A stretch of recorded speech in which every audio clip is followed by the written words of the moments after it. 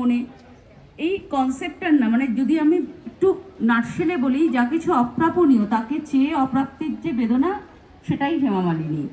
তো সেইখানে সেই ভাবনা থেকে আমি এই সিনেমাটা করেছি, এবং এখানে যে নাম ভূমিকায় অভিনয় করেছেন বাপিয়া রাও, তিনি হেমা মালিনীর সিনড্রোমে ভুগছেন। তিনি হেমা মালিনীকে স্বপ্নে দেখেন, তার মতো করে সাজগোজ করেন, এবং তার মনে হয় তার এই রোগের চিকিৎসা ধর্মেন্দ্র ডাক্তার করতে পারবেন। এখান থেকেই গল্পের শুরু হয়, বাকিটা আমি বলছি না। খুব শীঘ্রই হলে মুক্তি পাচ্ছে, আপনারা আপনাদের কাছাকাছি প্রেক্ষাগৃহে গিয়ে দেখবেন সিনেমাটা। এবং এই সিনেমাটা যখন শুরু, মানে যখন ভাবনা শুরু, তখন আমি যার সাথে শেয়ার করেছিলাম, চিরঞ্জিতের সঙ্গে আমার এই নিয়ে 4 নম্বর কাজ, তো আমি দাদার সঙ্গে শেয়ার করেছিলাম, এবং তারপরে আস্তে আস্তে দানা বাঁধতে বাঁধতে আজকে রিলিজের দিকে এগোচ্ছে সিনেমাটা।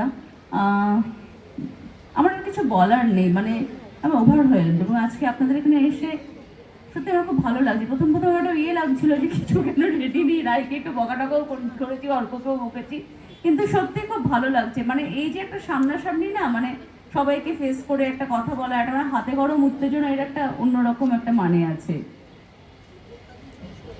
আর এই উত্তেজনা বজায় থাক, আর এই উত্তেজনাটা আমরা হলে গিয়ে দেখতে চাই। আমরা সবাইকে একটাই আমার রিকোয়েস্ট, যে বাংলা